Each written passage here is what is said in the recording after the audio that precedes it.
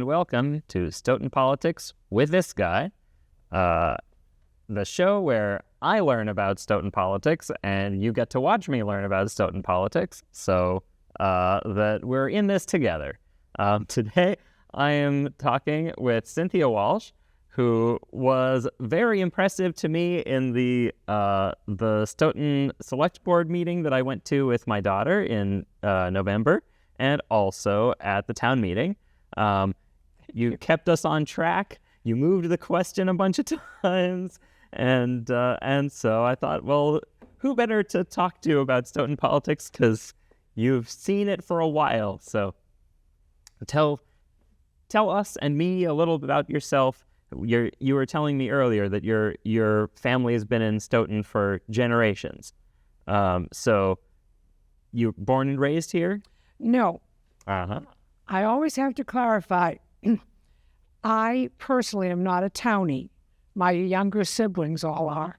But I came to Stoughton when I was 9 months old from Westwood.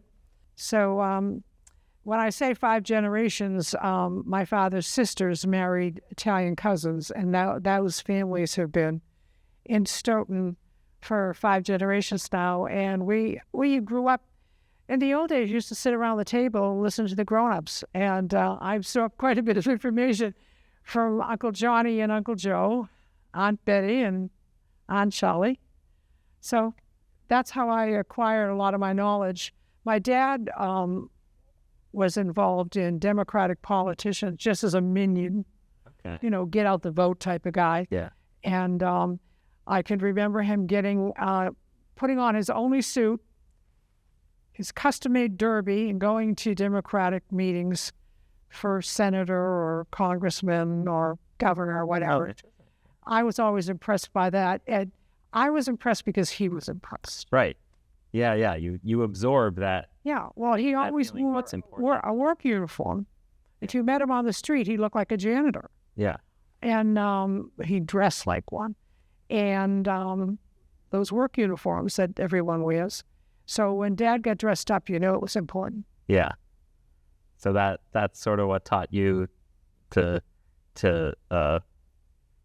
maybe not revere, but to take sort of politics seriously and as something that adults do that matters. Well, I think it was clear. My father was the son of Irish Roman Catholic immigrants. When they first arrived in this country, they were not treated well, and they gradually learned politics, and that was a way to get ahead. And eventually, the governor was Irish, and the mayor of Boston was Irish, and the senator was Irish, and you learned that's where the power was. That's how you could become part of the mainstream rather than the lower class. Absolutely, because when you're oppressed, you can cower or you can organize, right? So Well, it's one thing about the Irish. We couldn't be outnumbered. Yeah. Okay, fantastic. And so when did you start becoming personally involved in the politics of Stoughton? 1976. 1976. Yeah, I was. I'd been teaching for 7 years at that point, and I'm not married. I don't have children, so everybody needs a hobby. And so I started going to the meetings, and I got appointed to a committee, and then I started running for office and won a couple of times, and I'm still involved. One committee I've been on for 47 years. Oh, wow. Is that the municipal operations, or is that... No, it's the Cedar Hill Golf Course Operations Committee. Okay. In the early 70s, the town bought the golf course across the street from our farm. Yeah. And so we had a vested interest in what happened over there. Right. My sister Susan got involved first, and then they formed, after the town purchased it, they formed a committee as to what to do with the property. And the moderator at the time appointed me to that committee. And then there were 2 subsequent committees, and I was appointed to each one of those. Okay. And I was just reappointed. So I think I'll be 81 when my term is. And then I was elected to the Board of Selectmen. I didn't start in town meeting. I started on the select board. Yeah. And then I was defeated for re-election, so I joined the body. And my sister was already there. Later on, I was joined by another sister and my brother and my nephew. And now I serve with my nephew and his spouse. Nice. Still, I guess you'll say since 76 on, there's been a Walsh sitting there. Yeah. Not the same precinct always, but Does your nephew live near you? he lives in the same precinct now. I didn't move, but my precinct moved. So I was in precinct 2, and now I'm in precinct 3, and he lives in precinct 3. Okay. My sister represented 7 and 8 at different times. So we were pretty much there since 76. So next year will be our 50th year. Yeah. Wow. I'm also on the committee that's planning the big blowout for our Stoughton's going to be 300 years old. We're 50 years older than the country. Yeah. I was just hearing, I think it aired last week, but we recorded at least a week before. I was talking to Rachel Lazarus, who was saying that one of the proposals was to plant 300 trees in Stoughton as part of that celebration. The committee welcomes that kind of thing as long as the person. We want workhorses, not show horses. Don't come to the committee with an idea and say, right, yeah. It's my idea and I want full credit, but I'm not going to do any of the work. Right. Whereas Ms. Lazarus has made it clear that they'll be doing the grunt work. But 300 trees, I guess they're going to plant some around Stoughton and give some away for people to put into their yards. Oh, lovely. And so the committee thought that was a great idea because some of those trees may be here for the 400th birthday. Absolutely. Have they, I don't know if this is part of what you've been involved in, but did they decide which kinds of trees they were? No, she's doing the research on that. I think she's working in conjunction with Public Works because the Public Works Department knows what works in Stoughton. There are places in Stoughton that get excessive salt. There are certain trees or bushes that just aren't going to survive. Right, and some are more and there are trees that are hardy, and obviously we want native trees. Right. That's our big thing is, and at our house is trying to tear out some of the Norway maples that keep sprouting up, and I just recently pulled out. What's that called? It's an autumn olive, and apparently it makes delicious berries, but it's invasive, and the animals eat the delicious berries and spread their seeds everywhere. Yeah. And so they just I have to admit, I'm not running around the farm looking for non-natives. Yeah. I let ICE do that. But I have seen... They were just farming, and, I have some of the greatest looking weeds. I have my high school biology teacher told me they were wild phlox. There are these purple flowers. They're beautiful. They look like I planted them on purpose. Yeah. And then along the fence, there are wild roses. And I like them because they're as thorny as the dickens. So if anybody tries to climb the fence, they're just going to be scarred for life. Yeah. No, I'm not as picky maybe as I should be. But I'm not purposely planting anything. Yeah. That's... Well, I am, because I don't think cucumbers are natives. We are planting squash. That's a native. Tomatoes are native, at least to this hemisphere. Yeah. So, I'm not as careful about that. But I'm sure that Rachel and her compatriots will be, because we've discovered that the town in the past has planted trees like Bartlett pears and things like that, and they just haven't worked out. Oh, yeah. They're pretty. Right. But they either get too tall, they spread too wide. Right. And I don't know what salt does to Bartlett pear, but that's a consideration because we do salt. You have to in New England. Going back to the Cedar Hill Golf Course, could you tell me a little bit about how and why the town decided to acquire a golf course? Well, there was a proposal to build 2,500 condos. Okay. Those of us in the neighborhood weren't thrilled. the proposal was by the owners of the golf course? Well, they were selling it for that purpose. Okay. So they that wanted you'd to have sell it in you'd order have to the build. golf course, which is 9 holes, and then you'd have all these condos around it, Okay. which in Florida, for instance, is a big selling point.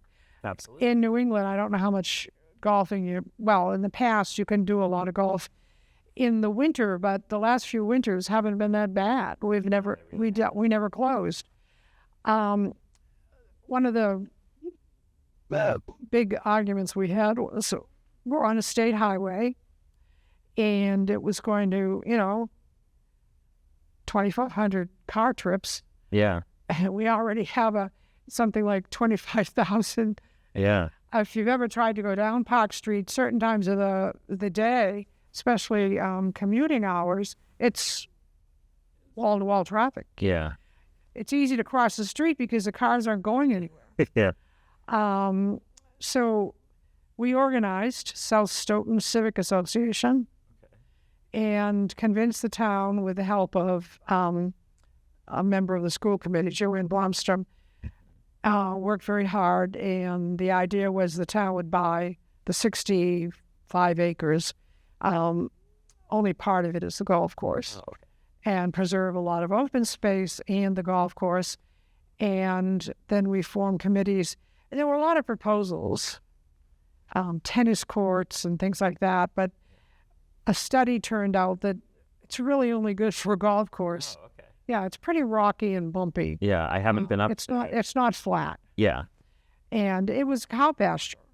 It wasn't even good enough for farming. It was simply it used to be part. So that's why it had become a golf course. Well, Nobody it was part of my farm. Oh, okay. But after the war, my father didn't have the extra $2,000, Right. so he was a little miffed when it was purchased by the town for like $250,000. Yeah. Oh well, those are Yeah. investment opportunities sometimes pass you by, Yeah. and it took a while and to develop it, and then there was a years in the 70s when things weren't going well. The economy was bad, and they had something called the CETA program for unemployed people. And so we got $1 million worth of labor from them, free. Yeah. My brother was part of that group. He had come back from Vietnam, and he was unemployed. And so we built it up and built it up and built it up. So the CETA program was to better develop the golf course? What was? It was countrywide program to do projects almost like what was done during the Depression. Oh, okay. Public works type things. Yeah, yeah. So that people would have a paycheck and there'd be an improvement in whatever city or town they worked in. And so they pretty much got it back to what it used to be. It had gone to, grass and Yeah. little cedars Yeah. by that time. And then we started with a skeleton crew. In fact, members of the committee actually were the rangers, and they took the fees. And contrary to what people may hear, it did earn a profit Okay. for years. And then there was kind of a slow time. We had trouble with concessionaires. People want to have a couple of beers after they play or before they play. And we went through a series of concessionaires who just weren't working. They weren't making the place inviting. Right now we have a very great team up there, and people are happy. You want your golfers happy too, or they'll go somewhere else. Right. And now the pandemic, wow, people discovered. Discovered all kinds of outdoor things. Yeah. Outside was all of a sudden, let's be outside. In fact, they used to bring their kids with them too. And initially, everybody had to pay a greens fee. But then when the committee saw, 5 and 6 year olds walking around the course, Yeah. it seemed like we were taking a little more than we needed to. Yeah. So only the adults had to pay. And there was outdoor dining. Yeah. And a lot of people discovered that Stoughton had a golf course. It was like, what? Huh?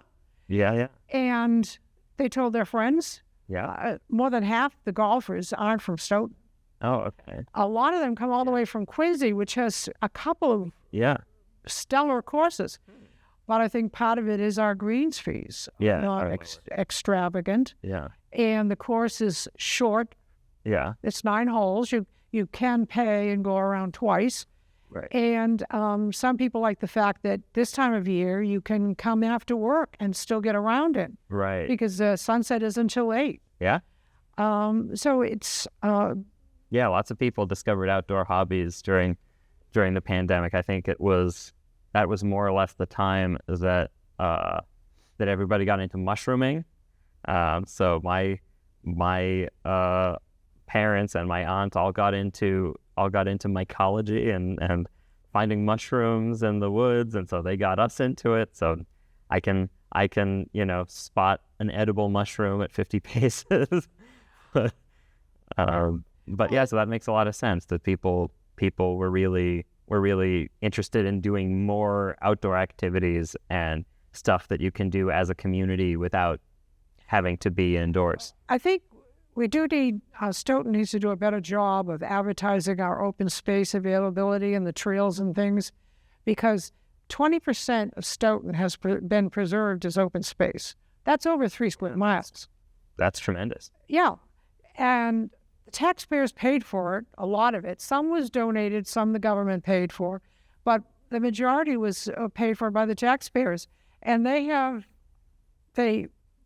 that property.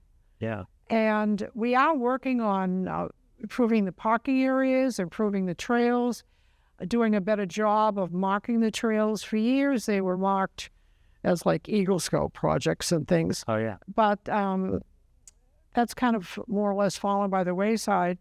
So especially the Conservation Commission with the chair, well, I don't know if he's still chair, Jerry McDonald, they're really trying to develop maps and let people know it's here. Yeah. And it's free. Yeah. We don't even charge for parking. Right. And I know that one of the reasons that my nephew enjoys living where he lives on Atkinson Ave is with his daughters. They can walk right down to the park area and start walking through. Yeah. And so for me, well, I guess you're not ever a former. He is an Eagle Scout. Yeah. And so his girls going to learn a lot about nature, whether they want to or not. Yeah. Yeah, I know. Well, there was a while when we were, because we live near the Hanson School, and so we would go up Chemung Hill to through the woods to see what we could see on our way to school. But we don't do as much walking to school anymore because now my daughter's at the O'Donnell, so it's less convenient. I can't walk both kids to school at once or from school at once, so it's there's less walking. They take the bus now. Yeah, but at least in the area around where I live, there's fairly decent sidewalks, and there is a crossing guard on Park Street. So I've got 2 grandnieces at the South School. One comes from Atkinson Ave, and one comes from 7th Street. So yeah, it's still a walkable area. It's still relatively safe. The more of those, the better. Yeah, we don't always have sidewalks everywhere. No, and well, they're definitely the engineering department and public works are definitely working on what they call safe streets, and the government used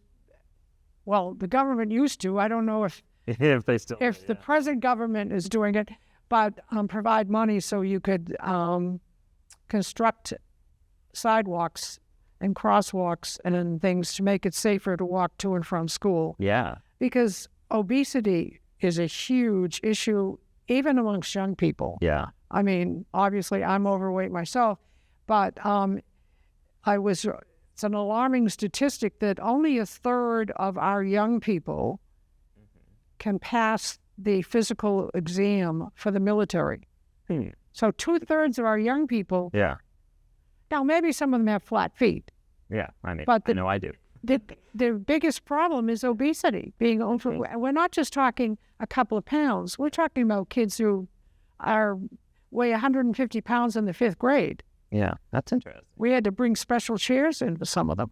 Yeah, that's yeah, I mean, we don't know as much as we should about why we as a population are growing in that way, but we do know that it's not, that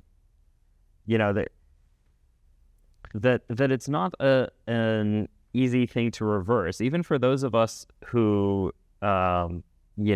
go on diets or change our lifestyles. There's something epigenetic kind of going on there, and you see it more when people's parents lived lives of chronic stress, and it's as if our bodies are reacting to something in the environment that is Well, I lost 100 pounds. oh yeah. So my former student says 100 pounds less of Miss Walsh. But now I'm paying for those years of obesity. My knees are shot. Yeah. I mean, our bodies were engineered 100,000 years ago for feast or famine. Yeah. Oh, you killed a buffalo. Yeah. Yum, Right. yum, yum. Yeah. We don't get another buffalo for 2 weeks. Right. Nuts and berries. Yeah. And that's the bodies we have. They haven't changed. Yeah. What's changed is you can get the buffalo at any McDonald's. Only it's buffalo wings. Yeah. Okay. I wanted to talk about some of your other committee work, because you're chair of the Municipal Operations Committee. I think for the last 25 years or so. All right. So, what does the Municipal Operations Committee focus on? What's its primary? Well, in the past, the focus was strictly on equipment. Okay. If department needed patrol cars or a new backhoe or a new fire engine, that's what we focused on.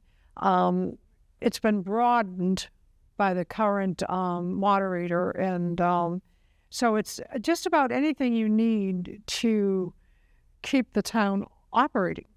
All right. A new sewer line, a new water line. So basically, any kind of physical assets that need to be replaced or repaired. Well, so we used to have maybe 6 articles. Now sometimes we have 20.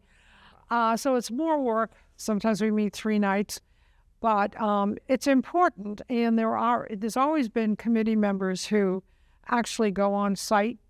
Yeah. They look at the equipment. Yeah. Some people really get into the minutiae, mileage and things. Yeah. And I've learned that there's mileage and then there's engine miles. For instance, someone may say, "Why do we need a new fire engine? They hardly any fires." Right. Yeah. Well, when there is a fire and the engine goes to my house, Yeah. that engine is on the entire time that the firefighters are there. Right. If it takes 4 hours or 6 hours or 8 hours to clear the site, Yeah. those are engine miles. Yeah. It didn't go anywhere Right. except from the firehouse to my That was house. the whole time. And the same with police cars. So a lot of people don't know that they circulate around the town every shift, and they drive about 100 miles a shift in 8 hours. Yeah. That's a lot more mileage than you put on your car as you're driving to Vermont. And even when they're stationary, they're often idling rather than... Yeah, well, if you have a prisoner inside, they have to be heated or they have to be air-cooled. You Right. can't make them suffer. Yeah. And then there's the rush sometimes. You've got to get there. Right. Someone's being harmed. And so the engine, Right. you're idling, and then it's... There's a lot of extra wear and tear. Yeah, I think... and then not too many of us are familiar with backhoes. I'm probably the only woman in Stoughton who ever owned one. Yeah. And we have a tractor, a front-end loader, things like that on the farm. But I enjoy it. Like somebody said, Yeah. because sometimes I say, "Oh, it's a third night," but one of my friends said, "You wouldn't do it if you didn't enjoy it." Yeah. And I do like that gavel. Yeah. No, That's the only committee where I've got a gavel. Oh, okay. I mean, a gavel is worth it. Yeah. You may not know. We all use the same gavel. Every Oh, really? committee It's a traveling gavel. No, it doesn't travel. It stays in the Great Hall. So if you meet in the Great Hall, It's that the committees keep coming to the. Yeah, the moderator has his own gavel. Yes. Oh, he has his very own personal gavel. As far as I know. Yeah. Well, there's probably one that's tucked in the podium, the universal gavel that's been used. Hopefully, it's been used by others. Yeah. There's a bit of history attached. It was shocking to me at the town meeting to learn that the fire engine is a year younger than I am. That we bought it in 1988. I was born in 87, September of 87. So I think it. I told my friends, if we vote this down, then we need to circulate papers and have the engine run for town meeting because it's clearly old enough. I think that I've been in town meeting. I think it's 42 years. Okay. I think you'll discover the longer you're in town meeting that there's a lot of common sense in that group. There's a lot of life experience. And you may notice on certain things people get up because it reflects their life experience. I'm trying to think. As far as I know, I've never ridden in a fire engine, although I've had 3 fires at my house in the last 77 years, and not counting occasional brush fires. Yeah. So someone who lives it can tell us this is it. Yeah. And I think most members of town meeting, none of us want to spend money. Yeah. But we also have, I don't like to spend money either, but if my roof leaks, I get it fixed. Right. There's some things that are just common sense. Yeah. Fix it now. We don't want an engine that's going to a fire and then it just dies. Right. Especially if it's your house. Right. Oh, the engine died? Oh, something's coming from Brockton? Oh, good. Yeah. Well, at least we saved a few $1 million some years ago. Yeah, well, there used to be in me, and you'll also discover there's some real characters in town meeting. Unfortunately, I've outlived quite a few of them, but there was one man, and he got up, his first name was Alan. I won't say his last name. Okay. He got up every year and tried to get rid of the fire department. And he had his statistics. There's only been 4 house fires. So we really don't need him sitting around the firehouse, And you go, they're having lived through a couple of fires. No. I don't want to deal with Wow. my relatives in Maine. They have volunteers. Yeah. And the joke is they always save the cellar hole. The cellar. Oh, yeah. Because the whole house is burned down by the time they've got their gear on and get there. Yeah. My cousin, unfortunately, her home burned down. Wow. And until you need the ambulance or the fire or the police, you might say, oh, well, what do they do all day? Well, what they're doing is protecting you from something. Right. And do you want to dial 911 and be put on hold? Absolutely. And they're all EMTs. When I was 14, I had appendicitis, and my mother decided, it's time to call 911 because he can't move without, being in horrendous pain. And so she called for an ambulance, and 3 fire trucks and a police car showed up first, because they send whoever they dispatch whoever's available. And, my mother said to them, I was 14. She said, 9 years ago, he would have been delighted to see you, but what he needs right now is an ambulance. They said, no, it's okay. We're here to help. And so they carried me down the stairs, and they got me into the ambulance, once it arrived. It arrived only a minute or two later, but you send the people who are depending on the emergency, you send everyone who's available to respond. This goes back to the obesity thing we're talking about, because 2 of my nephews are firefighter paramedics. Mm-hmm. And you go and it's a three-story walk up, and the person weighs 400 pounds. Yeah. and you've got to get them down. Yeah. So unless they know specifically, because they joke with me, whenever you call, you're always sitting outside waiting. Yeah. But they don't know they know that that's what Cynthia does. Yeah. But they don't know the circumstances, and Yeah. so you can't send 2 people in an ambulance to lift a 400-pound man. No. And I want to correct you. Our firefighters are paramedics. Our firefighters, So paramedics. Right? they're much I don't know the difference. they're much more trained, and they can actually start an IV in Oh, excellent. Yes. the ambulance. We started with EMTs. I can remember when the ambulance in Stoughton was the back of the station wagon, and it was driven by a police officer. Yeah. It was strictly transport. Oh, wow. Yeah. And usually your mother or somebody went with you and held a cloth on the blood or the bleeding or whatever. Yeah. And so over the years, it's tremendous now. And if you're waiting, like you said, they may get to my house in 4 minutes, but it feels like 40, Oh, yeah. especially if you have chest pains. Yeah. And so, or you're a mother with a child that's not breathing or a child that's bleeding. It seems like an eternity, but we are so lucky because so many parts of the country you're depending on volunteers, even in Stoughton, not in Stoughton, but in Massachusetts, a lot of the communities have volunteer firefighters, volunteer EMTs, volunteer paramedics.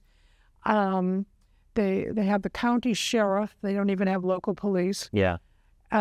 So we're very lucky with what we have, and it's grown over time. I can remember when I was a kid, there were 4 police officers. Yeah. That's it. That was it. Yeah. Now the minimum manning on a shift is 5, Yeah. and we have almost, I think, 50 now. People get days off. You used to work 10 days as a police officer, and then you got 2 days off. Mm. Can you imagine this?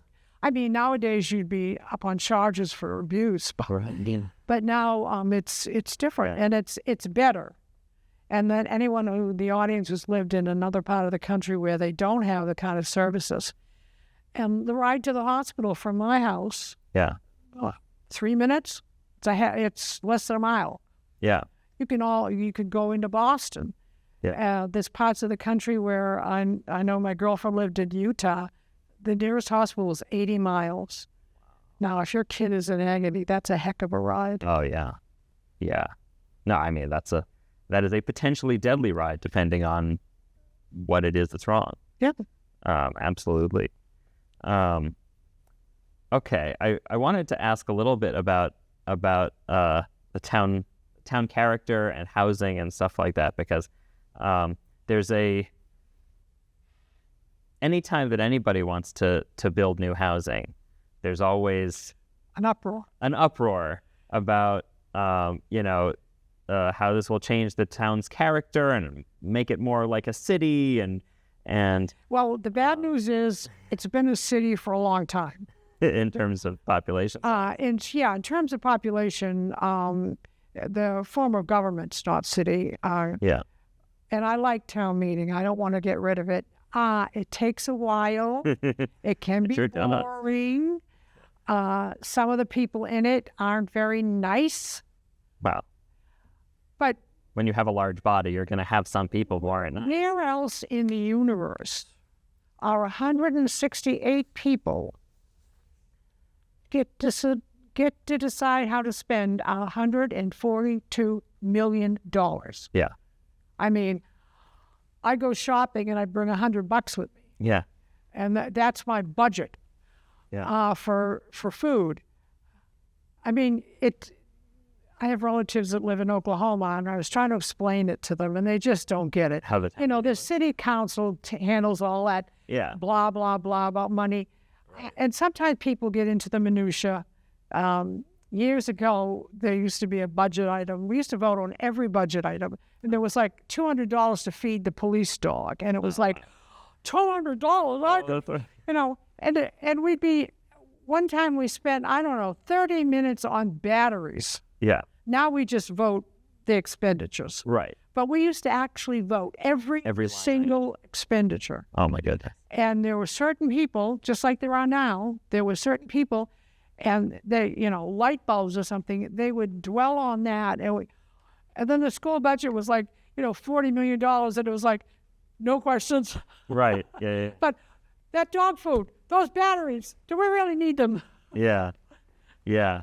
But it struck me when there was one of the more recent uproars about new housing being constructed somewhere near the town center. I forget where exactly. Are you talking about the senior housing? There was also that, but I think it was a different one that they were complaining about. It might have been the Hebrew Senior Life Project. In any case, there were multiple uproars about the Hebrew Senior Life Project, but one of them was, it's changing the character of the town, and it's going to be cityfied and all that. God knows old people have no character. and also it struck me as there's more than one way to preserve a town's character, because town character has many different aspects to it. And I think one of the really notable things about Stoughton is that it's very much a middle class and working class town. It is not a Lincoln. It's not multi-million dollar houses everywhere that you can used to be. Yeah, more and more over time, but that's like the entire greater Boston area. Oh yeah. And to an extent, all of Massachusetts is having these skyrocketing housing prices because there are plenty of people who want to live here, but there's no place to put them. And so the thing is, you can't maintain a sort of working class town character if the only people who can afford to move here are doctors and lawyers, right? And so to me, it seemed like, well, if we're not building new housing, if there's no affordable apartments, affordable homes, then you end up with this steady gentrification that we had. My wife and I lived in Waltham for a number of years, and I was working in Waltham, and I could walk to work, and we got priced out. And Waltham used to be, incredibly working class. It was the watch city with the watch factories, and all the radium girls were, painting radium onto the watch faces and getting cancer. And but it was, it's very working class, and no one can afford to live there anymore. Well, the biggest thing is many of the people that live here do not consider themselves working class. Sorry. Definitely middle. Yeah. Whether you're working class or not, you're middle. Yeah. These are people with aspirations. Yeah. Or delusions. Well, to be fair, everybody considers themselves middle class, even the very wealthy are they're middle class because they're not Jeff Bezos, They, I just think if my parents had that attitude, and Stoughton was frozen in time in 1948. That's when they moved here. Most of the housing in Stoughton was built in the 50s, 60s, and then it started slowing down. What makes me angry is the absolute hatred of seniors. Every time senior housing is, even if it's market rate, I don't know if you were here, but on Pleasant Street, they were going to build market rate senior housing. Oh, wow. So that's... The uproar. Yeah. Wow, those old people, they on the second floor are going to be looking into our windows. They're going to overburden police and fire, ambulance. What gets me is, unless you die young, you're going to be a senior. Yeah. And there may come a time when God willing, we all become seniors. Yeah. Your Social Security check is not going to cover the cost of living in Stoughton. Even a basic apartment, I think one bedroom is like $2,400 or something. Yeah. I just don't understand. Well, they go, well, we can't, if it was just for Stoughton people.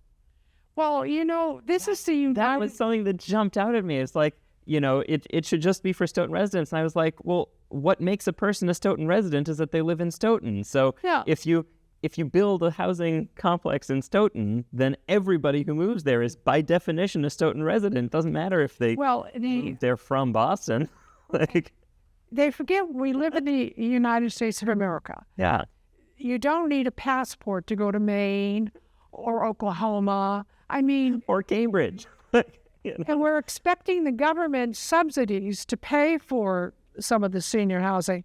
But God forbid that the people that are paying those taxes in New Jersey should come to Stoughton to be close to their grandchildren or their children. Yeah. We know in the olden days, Grandma came and she lived with her kids. Yeah. A child. That's my area. Oh, yeah. Grandma Durkee, Grandma Stoughton. I never knew her name. Then my best friend's grandma that lived in a room in the house. Okay. Next door, the Kellys, Mr. and Mrs. Kelly, they owned the mobile home park, and then they lived with their son and grandchildren.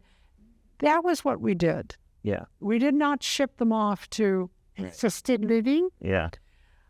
But now we have, despite what we were saying about obesity, we have a lot of healthy old folks. Yep. They're all walking and partying and going on trips, and but they do need a home, and maybe they don't want no more lawn mowing. Yep. No more snow shoveling. Maybe better climate control. You live in a drafty old house, or my house has no AC. There's the niceties that you can get in senior housing, whether it's market rate or subsidized. But as I said, market rate, no, we don't want it. Subsidized? Oh, my God. Yeah. Yeah. Well, the character of Stoughton used to be, come on down.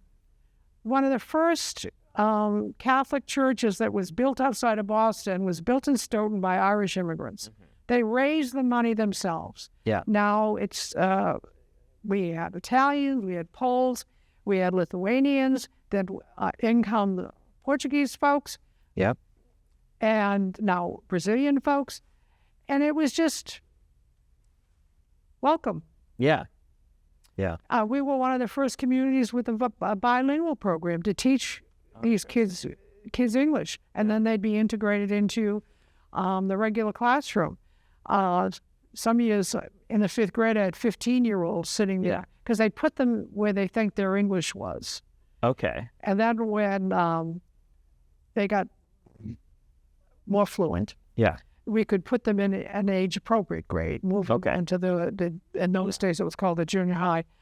But I don't know when the welcome mat got, I suppose... From under us. Well, it started being, it was pulled out from under the Chinese way back when. Yeah, in the 19th century. You yourself know the history of the Jewish people. There was no welcome mat during World War II. Oh, they're killing you in Europe? Sorry. My great-grandfather... My great-grandfather was turned away. He came a little bit before the war, trying to find a sponsor because he couldn't legally immigrate without a sponsor of some kind. He couldn't find one. They sent him home. He was killed. That's where the Irish are clever. We keep track of our cousins, first, second, third, as far as we have to. And when came time for a sponsorship, if you could find a Walsh anywhere. Right. Okay. And all you really had to do was sign a piece of paper. There was no money involved. And so it was my father's third cousin, I think, that sponsored his father. Yeah. But we have a history of doing that to particular groups. They weren't too fond of the Italians either. Yeah. And now it's gotten worse and worse and worse. You've got to be white. You've got to be Christian. You've got to speak English. And sometimes even then. There was this Danish guy or something down in somewhere in the South. I forget if he was in Louisiana or where he was, and they tore him away from his family, and I don't remember if they deported him or just disappeared him for a while. And it's just the idea that a country that is that, or at least a government that is that antagonistic towards immigrants and towards newcomers of all kinds, the idea that they will stop when they get to white people, that it's oh yeah, no, it's only those brown immigrants who are going to be harassed and deported and detained. It's going to be fine for us. Not so, Well, you notice where ICE is heading. Yeah. They're supposedly getting all the thugs, and nobody agrees that bad guys come on in. Right. They were supposed to be rounding up the thugs. So where are they going to round up the thugs? They're going to factories. Yep. They're going to housing. They're going to courthouses where people are showing up for their legally appointed days. They're stopping vans of people on their way to do roofing, to do wallboard. Mm-hmm. Who's going to do that?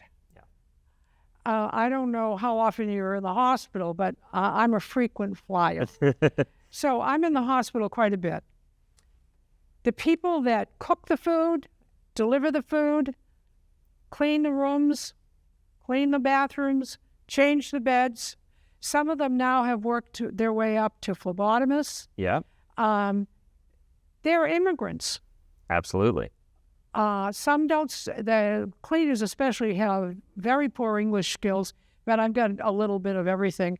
So I can at least say obrigado when they change my bed. Who's going to do that? Even the doctors and nurses. I mean, I was saying my cardiologist is an immigrant. My PCP is an immigrant. My kidney doctor is an immigrant. Where would I be without these people? I'd be filthy and very sick. Yeah. Yeah. No, we don't. You can't have a functioning society without new blood. Yeah, without people aren't having 15 kids anymore. Right. It used to be nor should they, for the most part. Yeah. But it used to be we're raising our own electricians and our own doctors, and we're raising, like I said to my nephew, I'm proud that you're a lawyer, but we really need an electrician and a plumber. Yeah.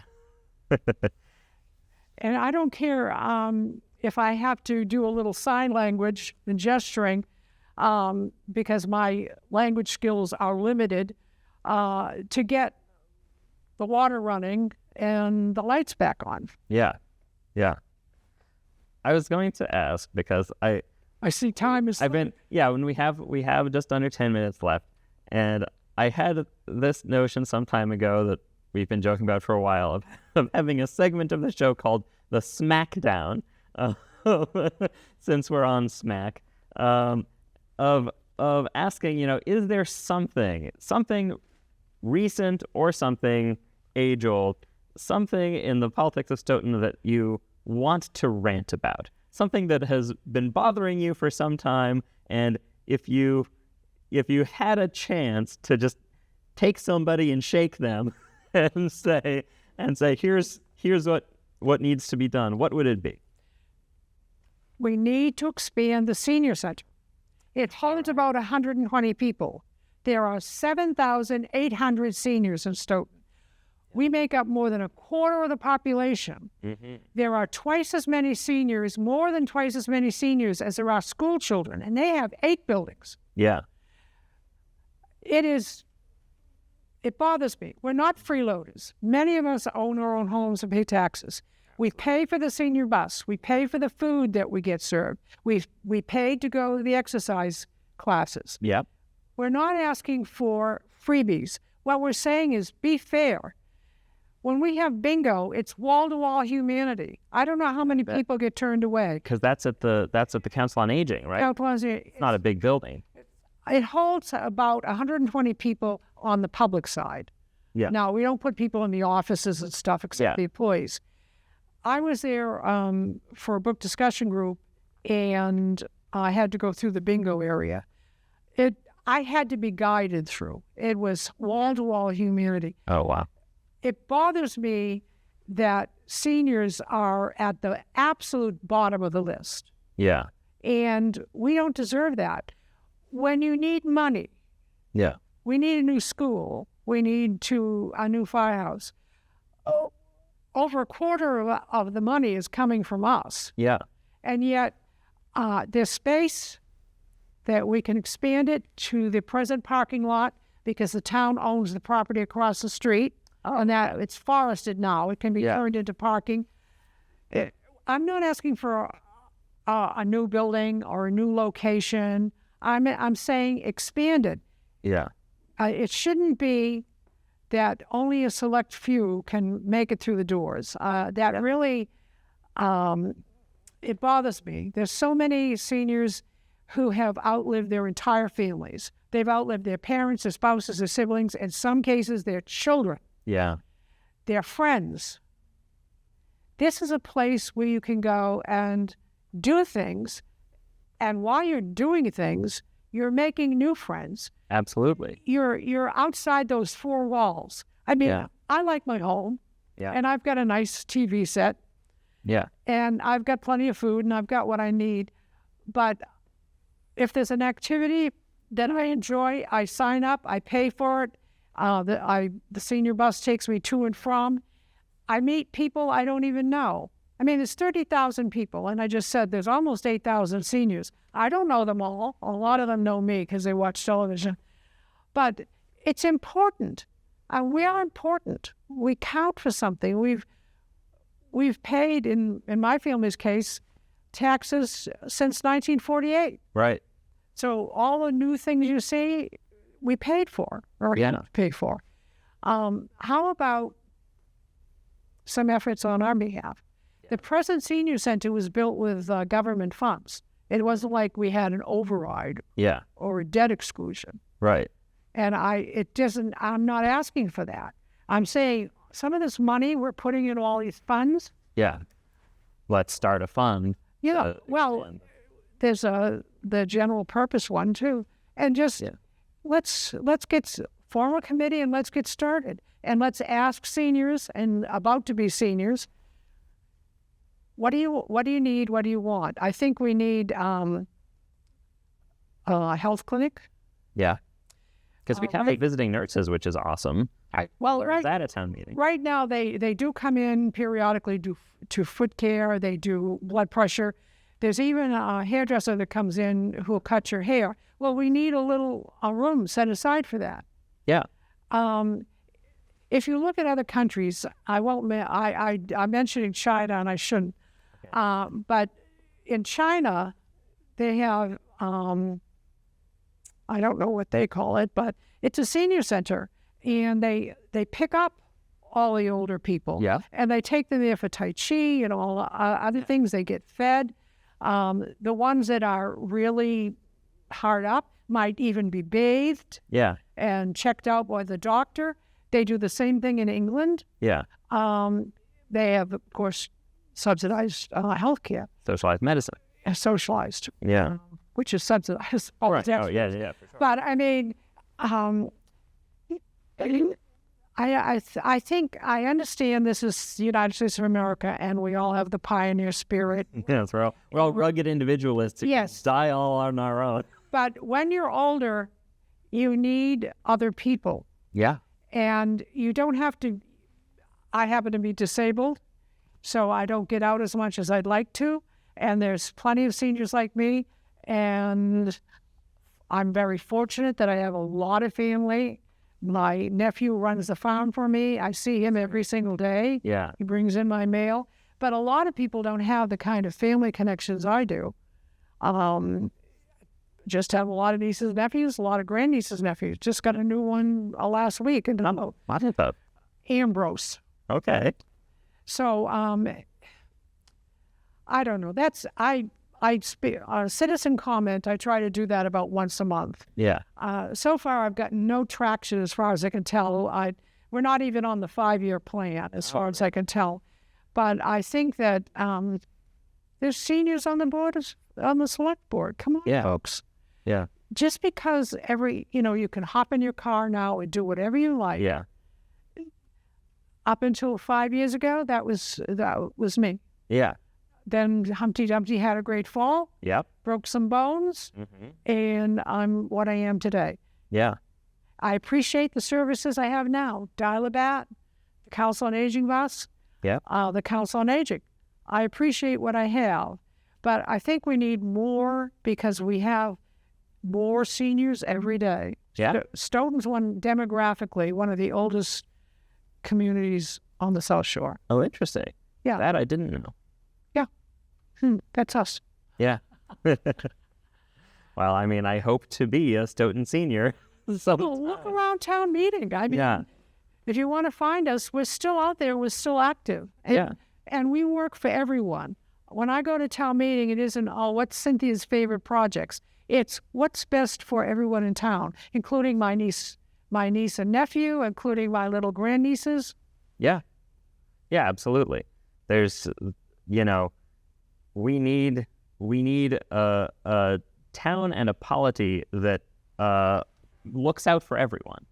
That just as it would be nice to have that on a national level, and to some degree we do because of the legacy of governments past. But we're a town and we're our own community, and insofar as we are able to, we should be looking out for everybody who lives here and for everybody who wants to live here, and making it easy to live here, whether you're somebody trying to move in or somebody who's been here all along and life is getting harder and we need to make it easier.